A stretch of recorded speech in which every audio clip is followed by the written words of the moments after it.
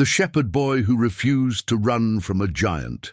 There was a boy who had never worn armor in his life, and on the day an entire army stood frozen with fear, refusing to move, he was the only one who stepped forward. Not a soldier, not a general, a shepherd, and what he was about to do would be remembered for thousands of years.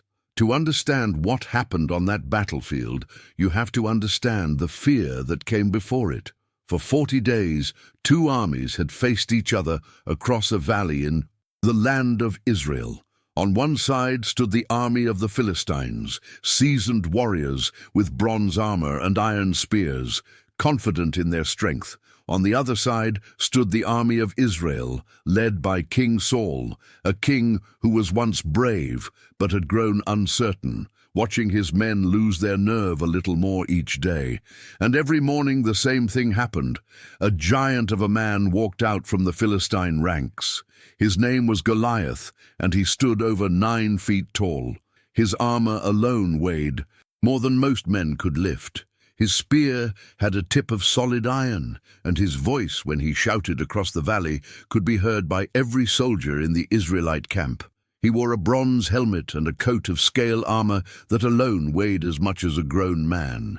Bronze greaves covered his legs, and slung across his back was a javelin with a shaft as thick as a weaver's beam. A man carrying a shield walked ahead of him, clearing his path, as if Goliath's presence alone wasn't already enough to clear it.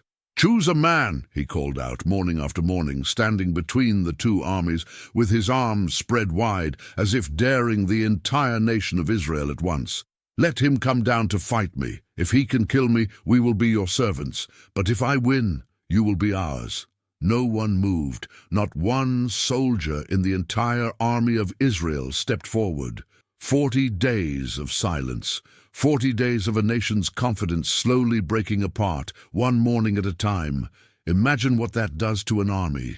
Not a single battle fought, not a single sword drawn, and yet every man in that camp was already exhausted. Exhausted from waking up each day to the same challenge, the same laughter, the same reminder that no one among them was brave enough to answer it. Some soldiers stopped sleeping well. Others avoided even looking toward the Philistine side of the valley, as if simply seeing Goliath's outline in the distance was enough to weaken their resolve for the rest of the day. King Saul, who stood a head taller than most men in Israel and had once been celebrated for his own courage, said nothing. He offered a reward to any man who would fight Goliath: riches, freedom from taxes, even his own daughter's hand in marriage. And still, no one stepped forward. Not because the men in that army were cowards, because the man they were being asked to face looked less like an enemy soldier and more like something out of a nightmare. Meanwhile, far from the battlefield, a young shepherd named David spent his days doing something far less dramatic. He watched over his father's sheep in the quiet hills outside Bethlehem, moving them from pasture to pasture, sleeping under open skies, learning patience in a way no soldier's training ever could. He had no idea on any ordinary day that he would soon be standing in front of the very man the entire army feared. Every person listening to this story right now knows what it feels like to face something that seems too big to fight. A fear that shows up every single day, the way Goliath did, daring you to stay silent. If you want to hear more stories about ordinary people who found the courage the world told them they didn't have, stay with me, because what David did next changed everything, and I promise you won't want to miss how it happened. David's 3 older brothers were among the soldiers in Saul's army, and one day his father, Jesse, sent him to the battlefield with roasted grain and loaves of bread for his brothers, along with cheese for their commanding officer.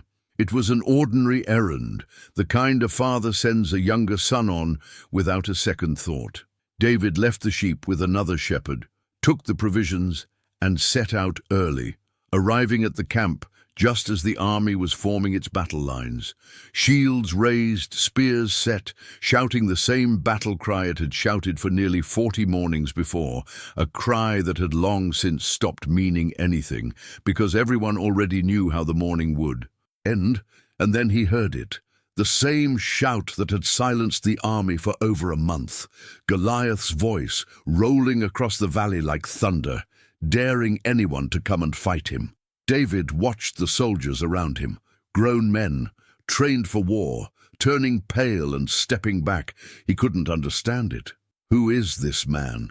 David asked, "that he should be allowed to defy the armies of the living God?" His oldest brother, Eliab, overheard him asking these questions and turned on him with anger. "Why have you come down here?" Eliab snapped. "And with whom did you leave those few sheep in the wilderness? I know your pride and the wickedness of your heart. You came down only to watch the battle." David didn't argue with him. "Now what have I done?" he simply replied. "Can't I even speak?" And he turned to someone else nearby and asked the same question again, because the answer mattered more to him than his brother's anger. Word of what David kept saying eventually reached King Saul himself. Saul sent for the boy. David walked into the king's tent, still dressed as a shepherd, still carrying the dust of the hills on his sandals. Around him stood commanders and advisers, men who had spent their lives around war, all of them silent, all of them waiting to hear what this boy could possibly say that would change anything. Saul himself sat with the weight of 40 days of failure on his shoulders, a king who had once led armies with confidence, now unable to convince a single soldier to face one man. And when David stood before him, he said something that must have sounded almost impossible to believe. "Let no one lose heart on account of this Philistine," David said. "I will go and fight him." Saul looked at him, just a boy, no armor, no military training, and said what anyone in that room would have thought. "You cannot go against this Philistine to fight him. You are only a boy, and he has been a warrior since his youth." But David didn't back down. "Your servant has been keeping his father's sheep," David said.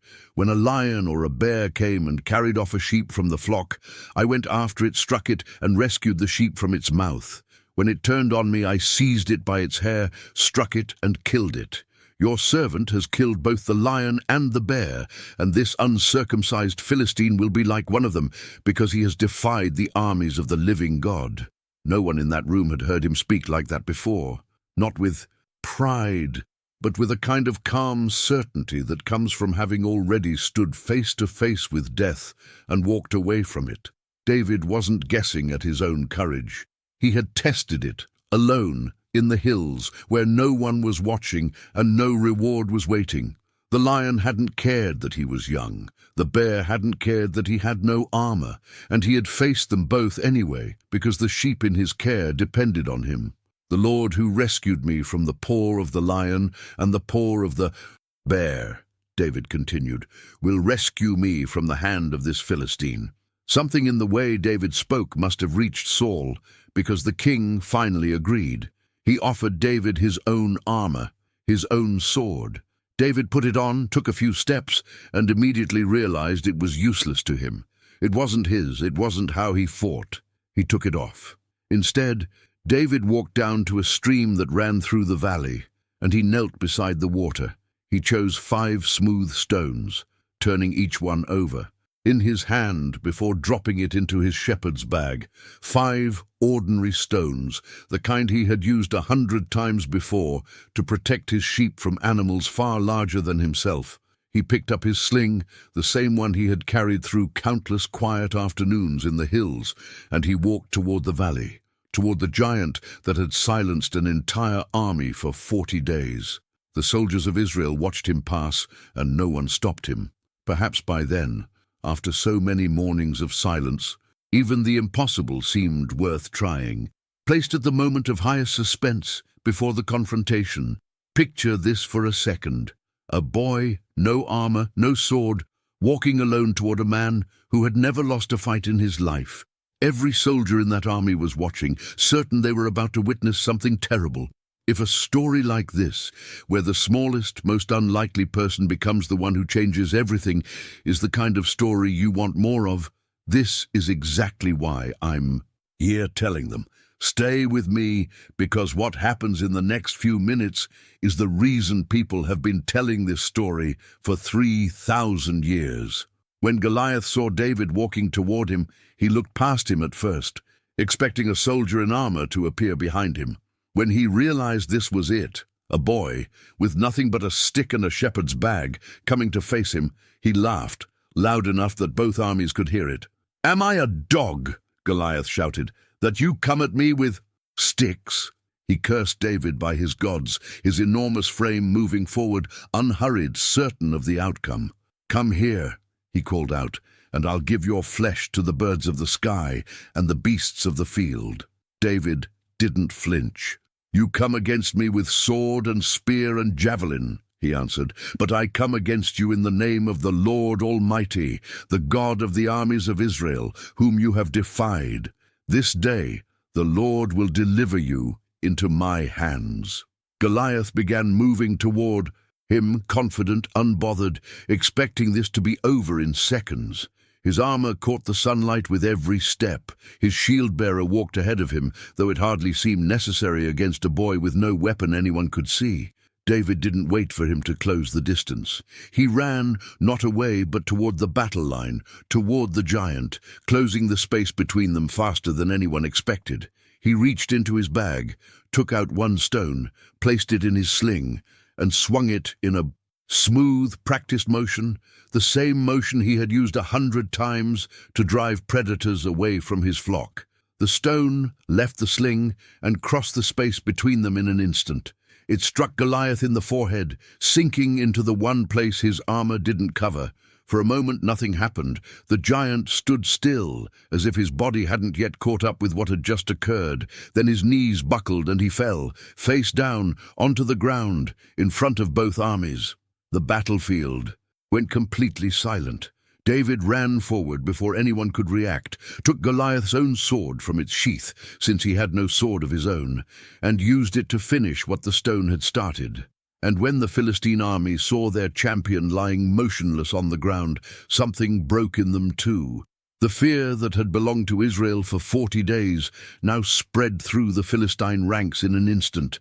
They turned and ran, and the army of Israel, filled with a courage they hadn't felt in over a month, rose up with a shout and chased after them all the way to the gates of their own cities.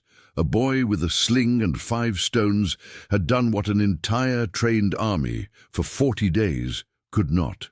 What's remarkable about this story isn't just that David won. It's that he was the only one willing to walk toward the fear in the first place, while everyone around him, people far more experienced and far better equipped, chose to stay frozen. Maybe that's the part of this story that still matters today. The giant in front of you might not be a man with a spear. It might be a fear you've carried for years, a decision you've been avoiding, a voice that tells you every single morning that you're not enough to face what's in front of you. David didn't win because he was stronger than Goliath. He didn't win because he was better trained, better armed, or more experienced. Every advantage in that valley belonged to the giant. What David carried instead was something no armor could provide, a certainty built quietly over years of facing danger alone in the hills, that he had already learned how to stand his ground when everyone else chose to run. That's often how it works. The moment that changes everything rarely looks like the moment itself. It looks like all the smaller, unseen moments before it. The lion no one saw him fight, the bear no one was there to witness, the quiet decision, day after day, to keep showing up and keep protecting what mattered long before anyone was watching or applauding. Maybe that's the part of this story that still matters today, 3,000 years later. The giant in front of you might not be a man with a spear and a shield. It might be a fear you've carried for years without naming it, a decision you've been avoiding because it feels too large to face, a voice, sometimes your own, that tells you every single morning that you're not enough to face what's standing in front of you. David won because he refused to let that fear make the decision for him. If this story gave you something to carry with you today, stay close. There are more stories like this one waiting for you. Stories about ordinary people who found extraordinary courage exactly when it mattered most. Subscribe so you don't miss the next one, and I'll see you there.